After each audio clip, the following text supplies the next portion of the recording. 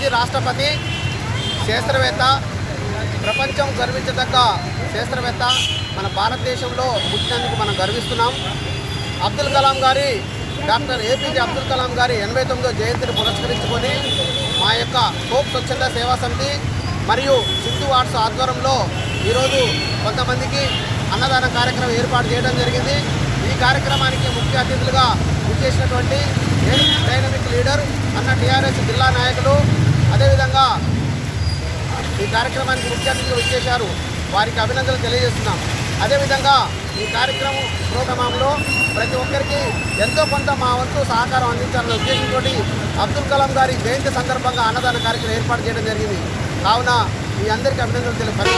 మాజీ రాష్ట్రపతి ఏపీజే అబ్దుల్ కలాం గారి యొక్క 89వ జయంతి సందర్భంగా హోప్ స్వచ్ఛంద సంస్థ, హిందూ అకాడమీ వారి ఆధ్వర్యంలో ఈరోజు అన్నదాన కార్యక్రమాన్ని ఏర్పాటు చేయడానికి హోప్ స్వచ్ఛంద సంస్థ అధినేత దయద్ వెంకన్న గారు, దయద్ అనిత గారు, మరి మన అమిత్ ఖాన్ గారు మరి ఈ కార్యక్రమాన్ని నాతోపాటు వచ్చేసినటువంటి భారతదేశం గర్వించదగినటువంటి వ్యక్తి ఏపీజే అబ్దుల్ కలాం గారు.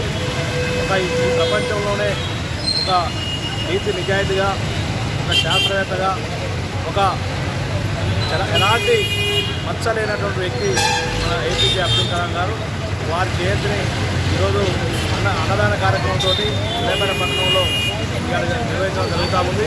మరి వారు ఈ దేశాన్ని అనేక రంగాల్లో శాస్త్రవేత్తగా ఉండి మరి మన రక్షణ సంబంధించినటువంటి అనేక సంబంధించిన మన ఏది అనుభవాలు కానీ మిగతా అన్నీ కూడా రక్షణ శాఖ కావాల్సినటువంటి అన్నీ కూడా వారే కనిపెట్టి ఒక ల్యాబ్ కానీ కోరుకుంటే అత్యున్నత స్థాయి వరకు కూడా ప్రతి ఉద్యోగిని, ప్రతి ఒక్కరిని కూడా ఒక ఆప్యాయంగా పలకరిస్తూ ఈరోజు వాళ్ళందరి గుండెల్లో నిలిచిపోయినటువంటి ఒక గొప్ప వ్యక్తి. మరి అలాంటి వ్యక్తి మన మధ్యలో లేనప్పటికీ మరి వారి యొక్క జ్ఞాపకాలని, వారు చేసినటువంటి త్యాగాలని, వారి ఈ దేశానికి ఒక గొప్ప శాస్త్రవేత్తగా మనకు ఇచ్చినటువంటి పేరుని మనం ఎప్పుడు తలుచుకుంటూ ముందుకు పోవాలని ఈరోజు అబ్దుల్ కలాం గారి యొక్క జయంతి సందర్భంగా అందరూ కూడా ఈరోజు విలేపేట పట్టణంలో మరి రాష్ట్రంలో, దేశంలో కూడా వారికి ఘనమైన నివాళులు అర్పిస్తున్న సందర్భంగా తెలియజేస్తారు.